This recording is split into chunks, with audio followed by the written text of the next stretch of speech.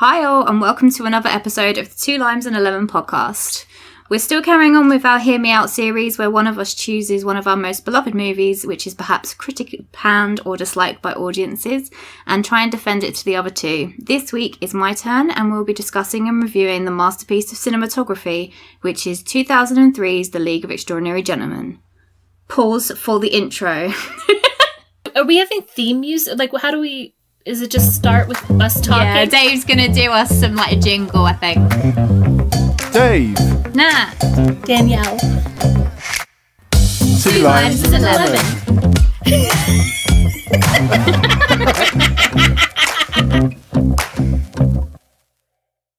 My name's Nat, and with me are Danielle and Dave. Say hi, guys. Hi, guys. Hello. And as is the tradition so far, if you can have a tradition after only one previous episode, is the what have you been consuming this week, which can be books, movie shows, or even a delicious meal that deserves a shout out. Danielle, why don't you go first? Okay, so this week I've been consuming a lot of... Oh, that was rambling.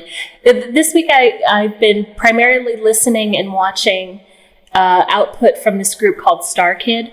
They're a theater group and they put their plays on YouTube, and I don't know whether, I never know whether it's something that I can recommend to people if it's just very niche to me, but it's it kind of helped me through a difficult time, and so I kind of love that. And they're doing a Kickstarter right now, so I've been going back and listening to their music while I work and in watching the shows. And the Kickstarter right now is for... They're redoing one of their plays called The Guy Who Didn't Like Musicals. Nice. How about you, Dave? So mine's not as niche. So I went to see the Thunderbolts. Now I have a question. Have they changed the name of it over there? To what? What do you mean, to the Avengers? Yeah, they had a whole campaign a few weeks after it started where they... Yeah, I think it was just a gimmicky campaign thing. Yeah. But do they still call it the Thunderbolts in the theater? And that was just sort of a... Yeah. Oh, okay. No, it's still, listed as Thunderbolts. Do they call it the Avengers over there? Well, they had a whole campaign where they had, Florence Pugh putting a stick, pulling the name off, and it said the New Avengers underneath it.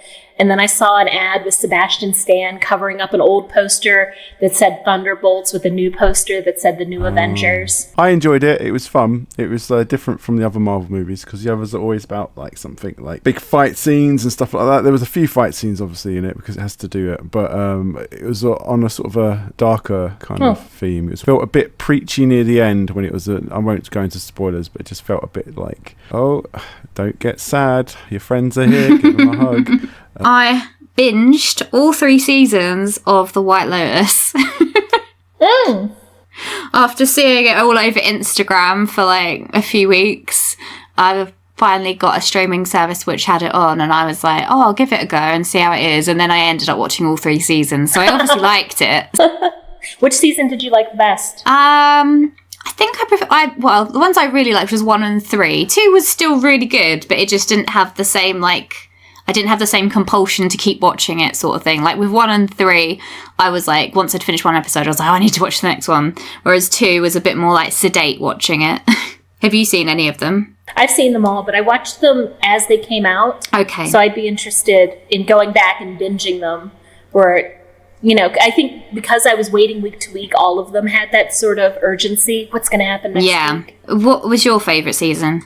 I don't actually know if I have an opinion on that. I think maybe because the 3rd season is so new, it's sort of fresh in my mind and kind of closeness to those characters. I think I'd have to go back and rewatch to kind of distinguish one out of the 3. So yeah, that's what we have been consuming between this one and the last one. Not really this week. So now we will go on to the main event. So a little history into the League of Extraordinary Gentlemen for those who maybe haven't seen it or haven't seen it in many years. Should we do a spoiler?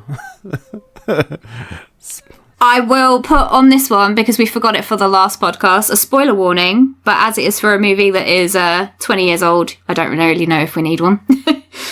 But if you've not seen it, go watch it now and then come back. The League of Extraordinary Gentlemen was released in 2003.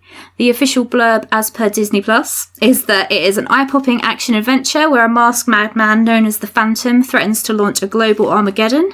However, legendary adventurer Alan Quatermain, who's been recruited by Queen Victoria, steps up to command a unique team of superheroes, a hunter, scientist, vampire, invisible man, an immortal spy, and a beast in the hopes of conquering this fearsome enemy. It made $179 million at the box office on a budget of $78 million. It has some pretty big stars, Sean Connery, obviously. So what did everyone think? Can I go first? So I think great concept, bringing all these sort of book characters in to make it new and exciting kind of superhero style team. Obviously it's based on the comic book, but not many people would know about it, right? So I think that was a good idea. They bought who's the guy from Huckleberry Finn? Oh, Tom Sawyer. Tom Sawyer. Tom Sawyer to bring the American audience in. Apparently, we're a bunch of idiots. You know what? I thought it kind of worked for this podcast because it was like British ones and American.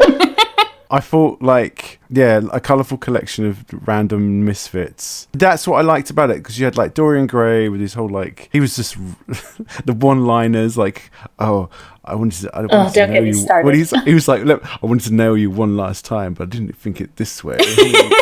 Like, I was like, oh, there are so many one-liners. But I think my main issue with it, watching it, is the fact that there wasn't enough time to really establish any characters. You got this sort of, oh, my son died and you're the kind of new person coming in who's like, I keep calling you boy and I'm going to teach you how to use a rifle. Yeah, this is how men bond. We bond through guns and shooting things. I was just like, okay. But like, it just didn't bring up enough, and like, yeah, I just thought like there wasn't enough connections there to sort of make it feel like you cared. I think maybe too many characters and they're not fleshed out enough. Yeah. But I guess because the argument against that would be the fact that like they're book characters, so you should kind of know them anyway, so there's no point drawing on anymore. And your first thoughts, Danielle? So I agree with Dave with it. It's a really interesting concept that I don't think they followed through with enough.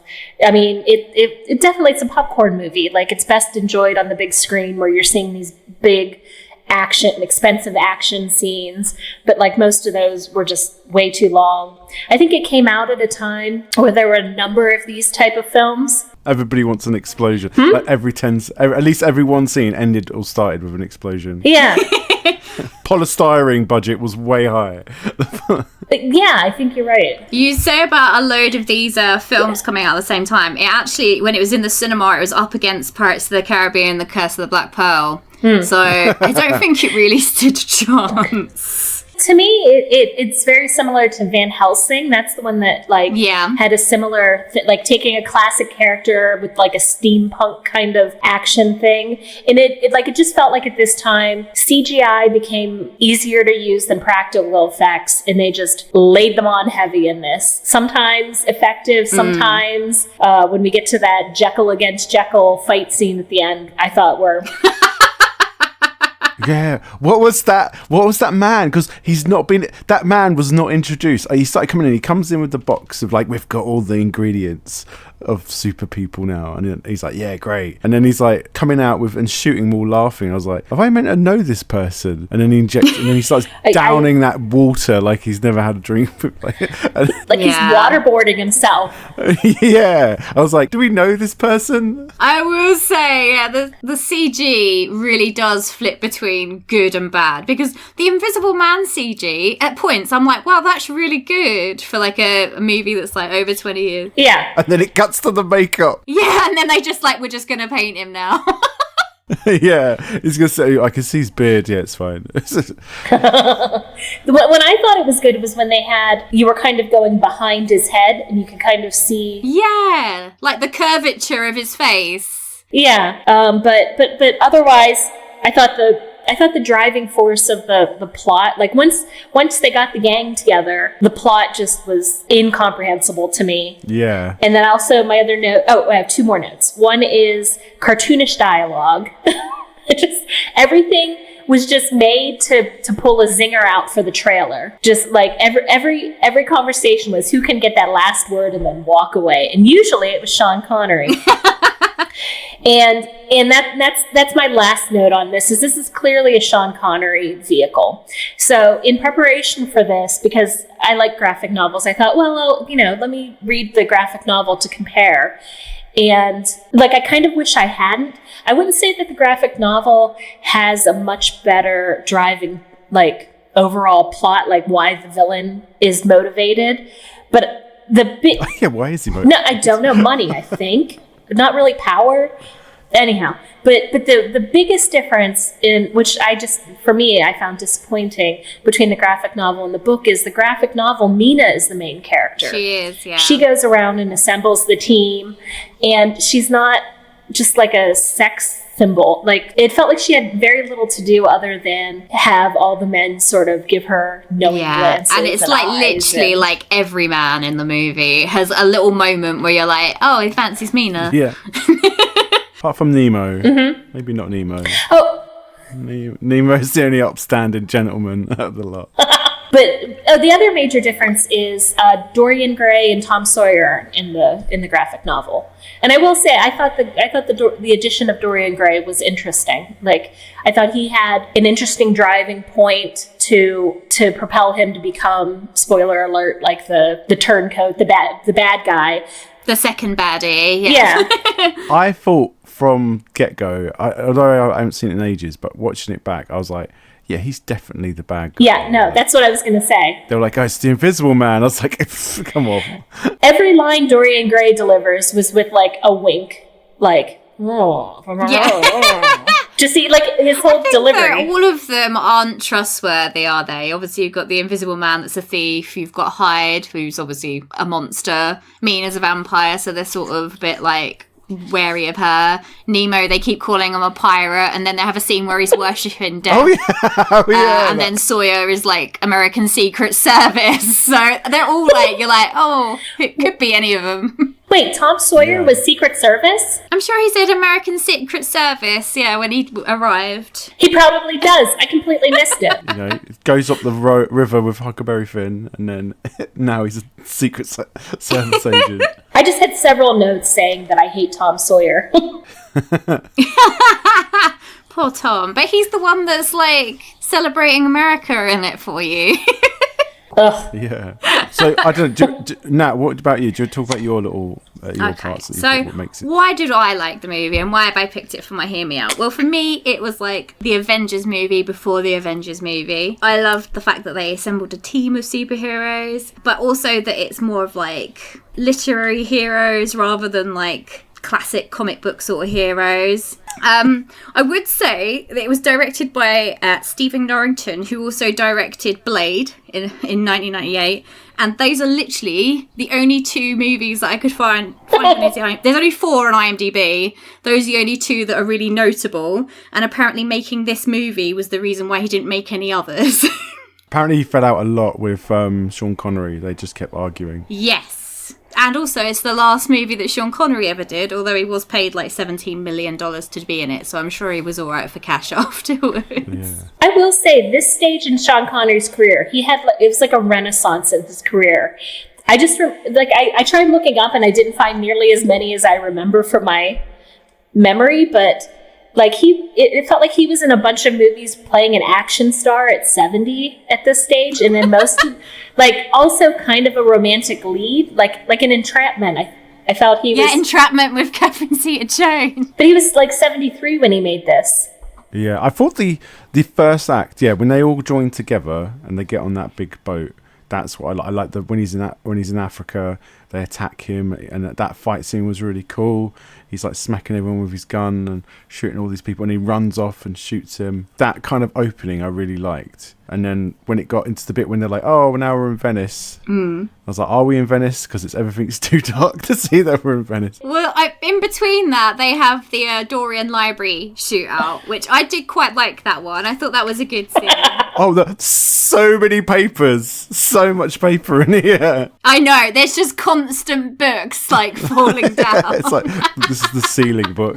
Yeah, because the guy with the mask, Mr. M, or whatever his name is, or the Phantom, he's just like, okay, I'm going to assemble... The Phantom. I don't know when they told us his name was the Phantom, but somewhere midway through they were like, the Phantom. I think it was that library scene. I think he comes out and he is like, I'm the Phantom, but he's got like... Yeah, introductions, please. Yeah. His name is like his voice, like his accent is different in every scene. So no wonder they didn't know who it was because he kept changing. But like that bit, because it's like obviously it's Moriarty in disguise, but he's like, okay, right, assemble all these people. He's not even assembled them yet. He's like, there's still one more to get, but you know what? I'm going to show up and be like, haha. It's like he can't wait. Yeah, it's like he doesn't want to be left out. He's so eager. He can't wait. He's like, he's got his mask in his pocket. He's like, could I put it on now? No, I'll wait until they're together. Or should I wait until they're all together? No. They still need to get Jekyll and Hyde. Oh, should I go? I'm not sure. Oh, screw it, let's do it. Rah, it's me. Maybe it's because he don't want to travel to Paris. He's like, why they're still in London? I've just got to go. Well, he probably didn't want to put on the destroyed face makeup, too. Like, oh, yeah, because underneath the mask is like burnt makeup, isn't it? Yeah, that just rubs off. I will say the first scene where the tank rolls in, I was like, is this like on a set? Is this a model? Because it kept cutting between. I was like, oh, it looks like it's a fake little like a model set. And then there's a larger scale version of it walking around. So that made me like, oh, that's interesting. Like, especially when it's going through the library, or no, the Bank of England. I was like, is this like a tiny set with a little control car going through it, or not? Yeah, it made me go like, oh, this is quite interesting, but. Yeah. In that scene where the Phantom gets out of the tank, it like focuses on his ring, which has got like the Masonic symbol on it. And then as soon as you go into like M's office, it's got big Masonic symbols on the doorway. So watching it now, I was like, oh, it's him. Like, oh, it's got to be him. Yeah, it's true, actually. Yeah, it's like we're not giving no spoil. But yeah, it's like Moriarty, and it's like, oh, I thought Sherlock should turn up. Sherlock should be part of that. So in the again, back to the graphic novel, M does pay to assemble them all, but you don't see him until the very end. And they have like a background scene of him in Sherlock Holmes. So it ties him in, like the character a little bit more in than it did in this. And then I will say, so the villain's motivation in the graphic novel is more steampunk-ish.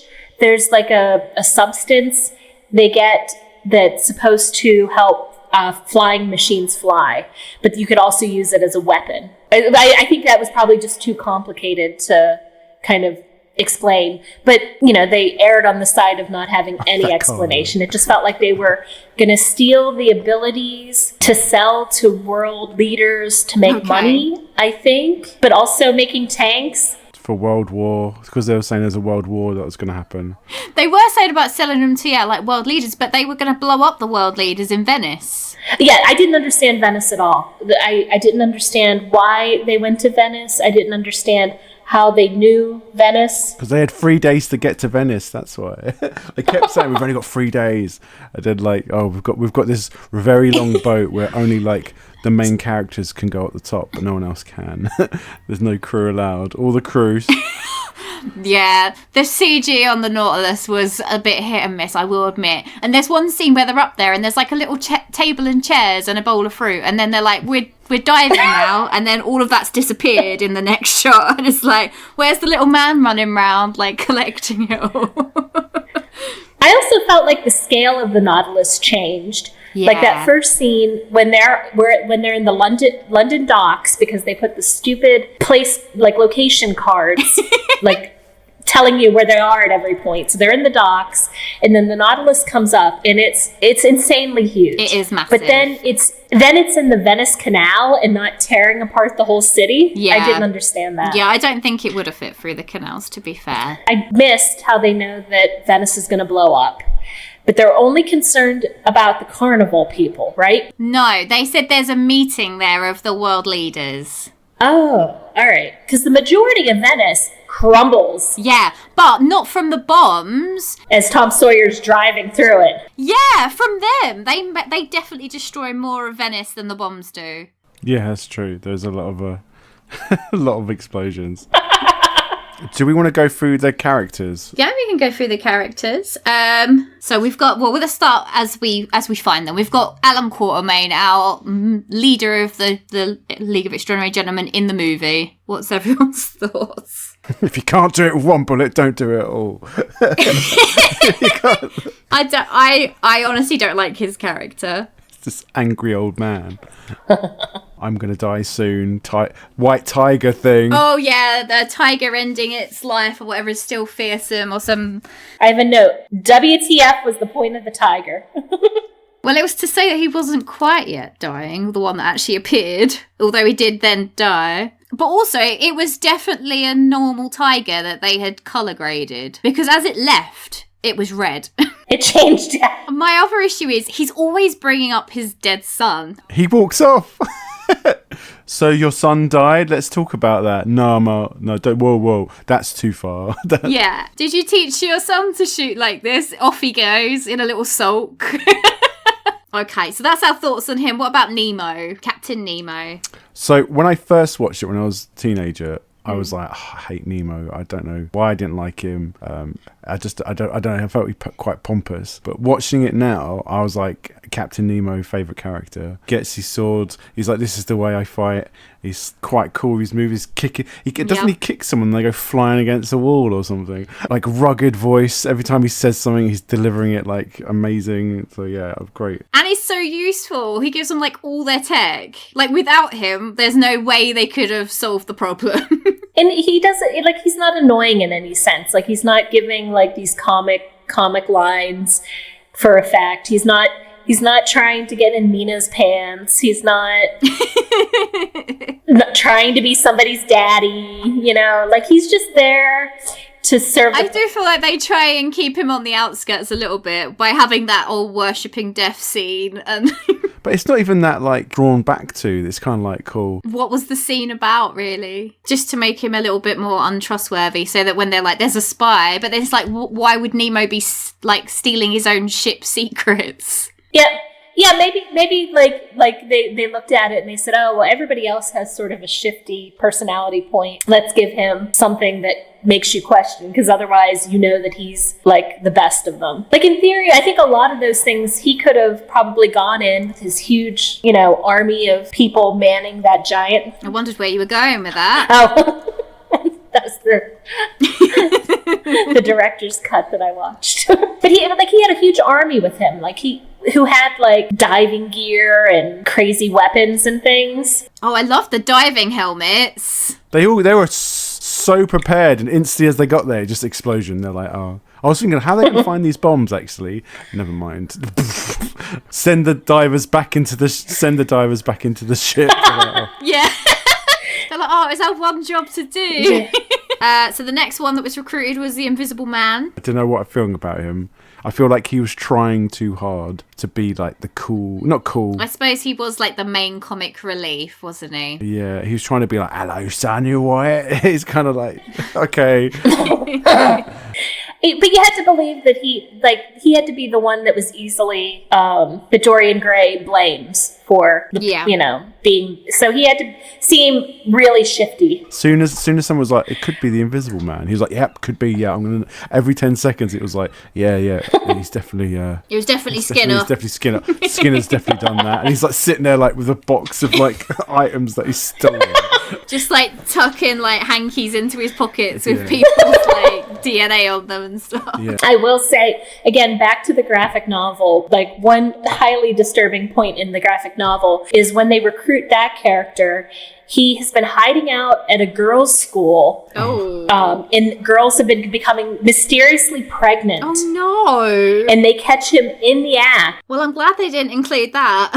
And then, like, there's no way to trust that guy. But otherwise, in the movie, he didn't have much character development besides being easily thought of as the one that could have, taken the bribe or whatever to throw them under. I always get confused by what one is Jekyll and what one's Hyde, because I always feel like Jekyll's a nastier sounding name than Hyde is, so I always get around the wrong way. Yeah, I always have to say it out to remember. But I think I liked him all right. He seemed sort of like tortured. And then apparently also in love with Mina. I don't know.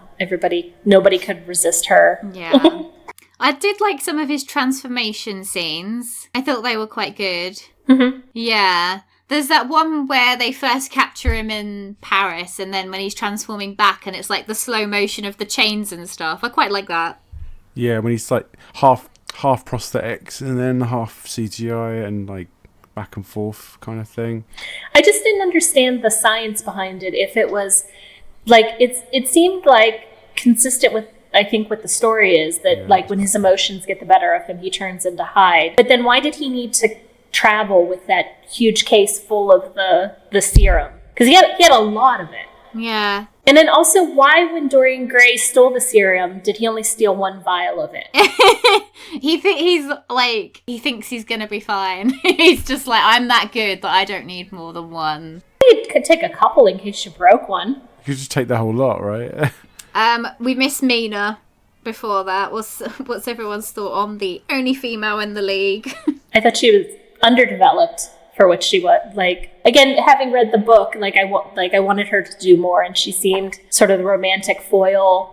In the book, she didn't turn into a vampire at all, so I thought, that was because they could do the effect of it. That was kind of cool. Gave her a little bit more agency. I think it's just general with all of them that they're all kind of just underdeveloped. Like the whole Dorian and her kind of relationship. I just was like, they kissed once and that was it. Yeah, in this, but they were meant to have a history, weren't they? I thought they implied a history. Yeah, I was kind of like, And then they said that about her being the only reason to recruit Dorian. So I was like, did they just bring her along because they were like, well, we actually want Dorian and that we're going to try and get... That's like the only reason she was invited. Yeah, and in the beginning, the men seemed very angry about her. Even like Sean Connery's character makes some comments about having women on the mission. Oh, you said like it won't be a distraction. He's had 2 wives already and many partners, and they're all dead. But so you won't have to worry about being the next one. It just felt like one of those things. She did have some good conflicts though. I think she held her own against them. No, I'd agree. So they all see her bite the guy in the library. Why, whenever, later in the film, in Venice, she turns into the vampire again and kills somebody, Tom Sawyer gets very oh, I didn't understand that. Again, hated Tom Sawyer. My thing is when she turns into a vampire, her clothes change, her hair gets curly, there is a lot of, not continuity with her, how she looks. There's a bit, when she fights Dorian in the bedroom at the end, and then she goes to pick up his painting, she goes from wearing, a, leather trouser suit, basically, to, a dress.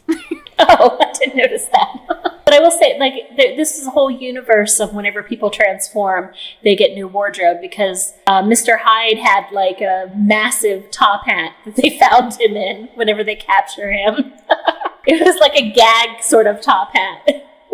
Oh, yeah, that giant top hat. My favourite character was Dorian. And he probably still is, although his death scene, watching it back now, I'm like, oh, the CG. Have you ever... Yeah.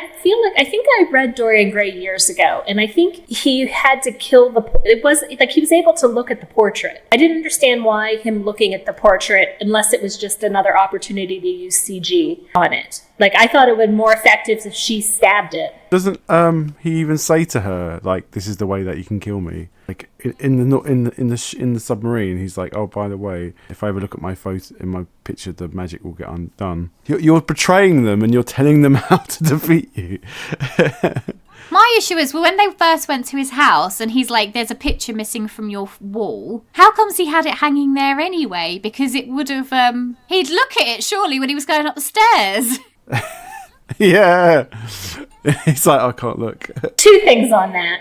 One, it was probably some fit portrait that he'd had, but he's there's been several years where he has been the younger Dorian Gray again, because we know from Alan Quatermain that Dorian Gray taught a class when he was a young man, and then we know that Mina has interacted and had some sort of romantic interaction with him in more recent years. Are you telling me he didn't have somebody in his house clean where the portrait was, so you didn't see the dirt from where they removed it? Because it had to have been in hiding for a long time, right? Yeah. It got to have been. But yeah, the mark's still there. Or just hang something else up. Buy a painting. Yes! Whatever come with the frame. Yeah. Exactly. I do feel like his death wasn't, like, they shouldn't have killed him. Like, I don't think he'd done anything. Well, the thing is that he was obviously blackmailed because they had his portrait. And so although he did betray them, there was a reason that he betrayed them. Yeah, that's what I mean. Yeah. He did that because he didn't want him to do something with the painting, right? So and then after that, he was like, cool, I'm going to go home now.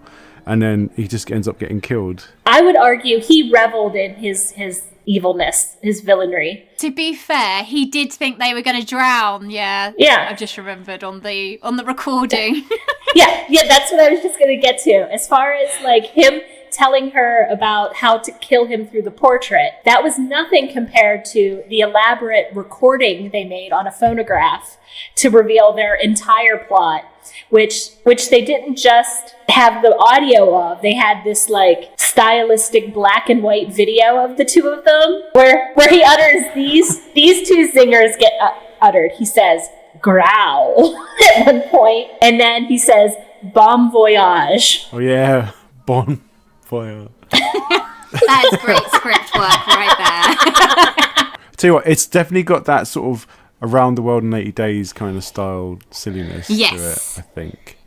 Yeah, because obviously they jet set kind of all over the globe. We're in Africa, we're in England, we're in Italy. Like, I think, it's got that sort of adventure movie vibe it had back then, where they were like, we're going to go to all these different places and all these different set pieces. But it felt a lot more dark and serious than Around the World in 80 Days. So, like, the zingers felt kind of out of place for me. Yeah, the tone was a bit confusing. Like I was very like aware every time one of those zingers came out. However, they did mention Around the World in 80 Days. He does, yeah. He goes Phileas Fogg. Yeah, they did. I was like, is Phileas Fogg going to be in this? That'd be great. Can you imagine? Well, they were going to do a sequel, but it got cancelled. It was War of the Worlds. They were going to fight the tripods from War of the Worlds. They were setting up a lot of things. Yeah, and just before they get to Dorian's house, it pans from the docks across to where the car comes in, and there's a poster on the wall that says about like, oh, life on Mars sort of thing, like there's been signs of life on Mars, and that was meant to be like the foreshadowing of the next film. Oh, it's sad that they did not make this a little bit better then. That at the end, are we going to touch upon that last scene at all, or do we want to wait to get to that? I didn't know what the hell was going on when they had like the witch doctor and the gun shaking. Yeah. Oh, he's going to bring him back to life. Yeah.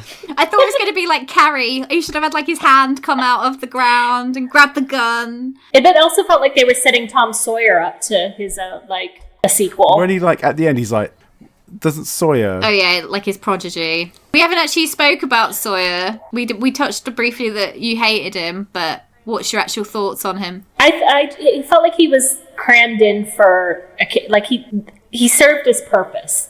Like they clearly wanted to make this Alan Quartermain the lead, Sean Connery vehicle, so they had this like father-son through line throughout, and then he was just sort of meant to fill that role. That's how I felt. It didn't really jive with anyone else except kind of giving Mina longing looks. The graveyard, they're all there.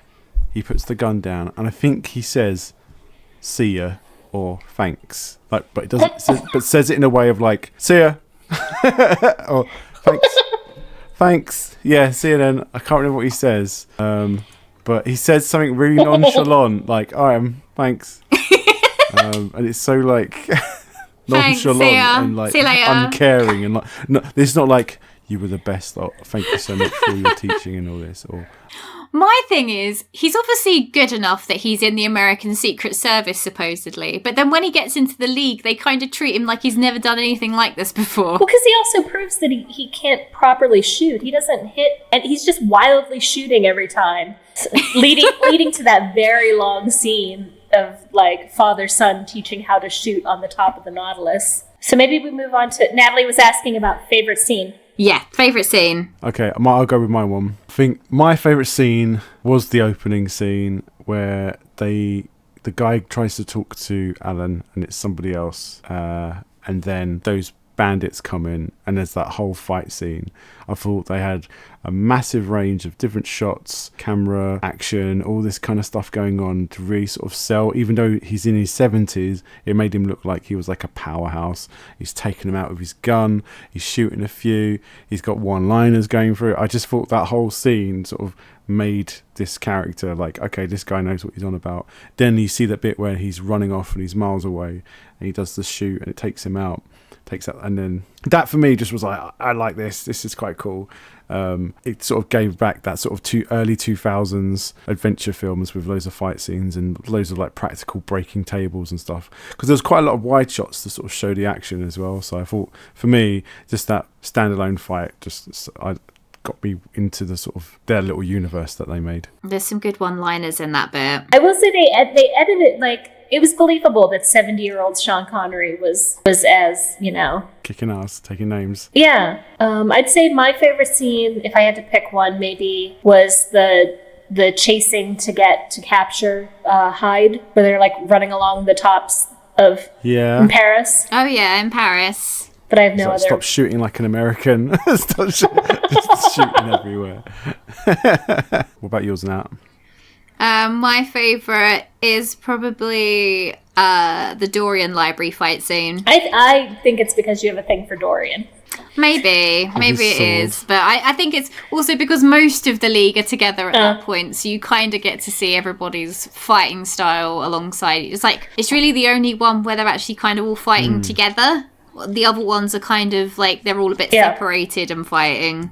It did remind me of The Mummy. I will say this gives me an further insight into your type, because when we played Stardew Valley together, you chose to romance a character that was very similar to this guy in appearance. That's true. Like the poet Dandy. Elliot. Yes.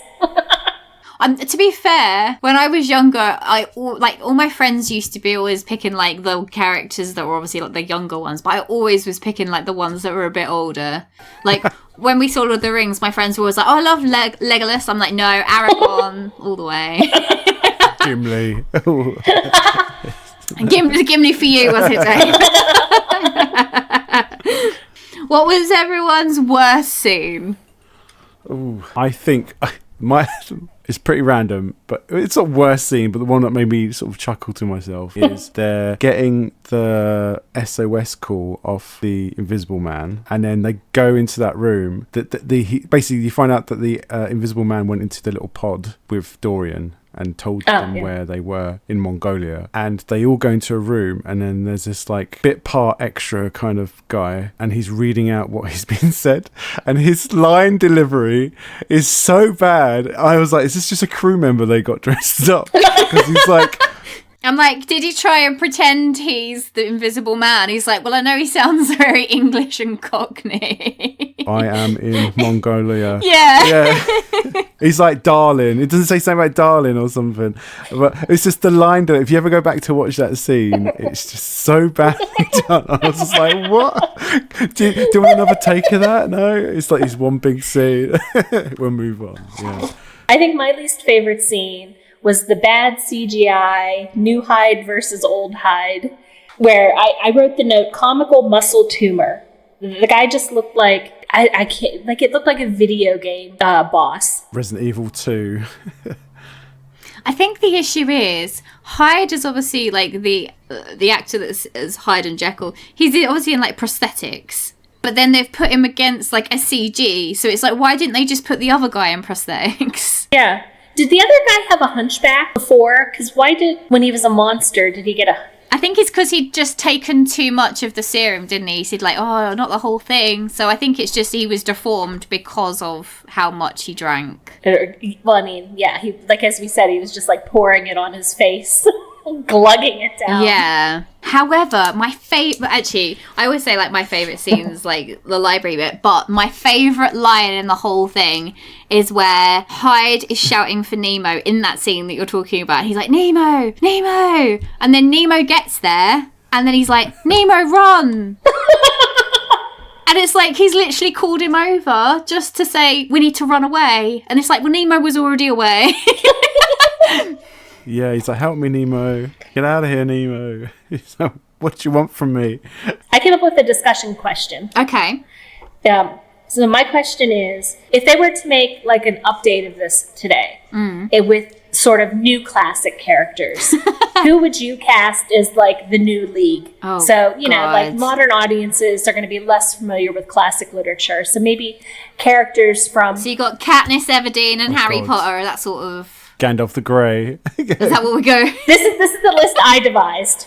I put Hannibal Lecter, Oh, that's a good one. Jason Bourne, Lara Croft, and then I put the guy from National Treasure. I don't know, the Nick Cage character. But then I was thinking if they want to do like the updated Mina, they put in moody old Bella from the Twilight series.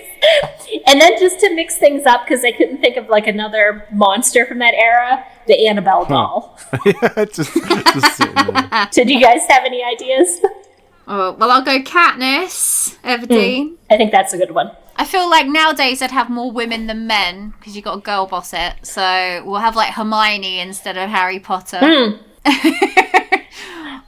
If you want a horror character, I don't know, the Nun. The Nun. I don't know. I'm trying to think of like, there'd have to be somebody out of like A Court of Thorns and Roses or whatever it's called, isn't it? You have like Pennywise the Clown as the potential. For Oh my god, yeah. Elphaba. President Snow. Pennywise would have. Oh my god, President Snow. He could be the Alan Quatermain. I don't know who I'd have in my league. I'd have to think about it a bit more. I think I'm just trying to think of like. Oh, I'm sorry. I should have given you this. Yeah, I should give you beforehand. some homework. I had at one point on my little list, I had Mary Lennox, but I didn't know what kind of she would do. No, she could from have the Dickon Secret instead, Garden. and he can talk to animals. Yeah. Well, Well I then. suppose that brings us Yeah. down to what did everyone rate it? I would give it 7. Is it limes? It was out of 5, I think, last time. Okay. Oh, so good. It was so good to give it 7 out of 5. That is good. I'm No, glad I I'll could give convert it- you. Okay, I'll give it a 4 limes That's pretty good. Wow. because it is quite fun. I didn't get bored, and it wasn't too long. The only thing that worked for me is just the characters, but other than that, it wasn't a bad film. It got a lot. I think it got a lot of hate for no reason. I agree. Yeah, I'll I give it a think it 4. did badly because it was out against Pirates of the Caribbean. It still made $100 million profit, so I think that's pretty good. What about you, Danielle? I'm giving it a 2. A 2. Oh, you just can't help some people. I thought it was disappointing. I thought it had so much potential, and it was just, for me, it was just boring. Like, Oh. and maybe just like home viewing of it was very boring to me. I found myself distracted a lot, and I didn't care about the plot. Like once they got the gang together, didn't really care. Well, I gave it 4 out of 5, so I'm well happy that Dave gave it a 4 out of 5 as well. It's no Grease 2. I'll give you that. It's no- Did it hold up in like before? Was it a 5 to you? Like did it hold up Not to your memory of it? I think, like most of us know, like when we pick these movies, like we know that they've got their faults, but there's just something about them, like maybe the nostalgia, I suppose. But I never probably gave it a 5. It would be a lot for me to give it like top marks. So I think it's probably pretty, the same as I would have given it back then. But I still think 4 out of 5 is pretty good. Okay. There we go. That is our thoughts on League of Extraordinary Gentlemen. So next time you see us, it will be Dave's turn. And I think I know which one I'm going to go with. Nice. now, I know you've so undecided. it's not what you think. I can't wait. I'll give everyone a little clue. It's a Halle Berry movie. Oh no. I mean, only one's I come to liked mind it. straight away, so I'm really scared it's the one I'm thinking of. But I am intrigued. I liked it. I loved it. So I remember seeing it in the cinema and being like, I'm a fan. because all I can think of is Monsters Ball. I'm thinking Catwoman. You're thinking Cat is not Catwoman. Oh, is it not? Oh. But I'll tell you. I will I'll tell you breathe a later. sigh of relief. Okay. Well, we will see you all again next time when we hopefully aren't too traumatized by Dave's choice. We'll love it. Or maybe we'll all watch it 3 times before the record. Yeah, to get the full experience. Yeah. All right. See you later, guys. See you next time. Bye.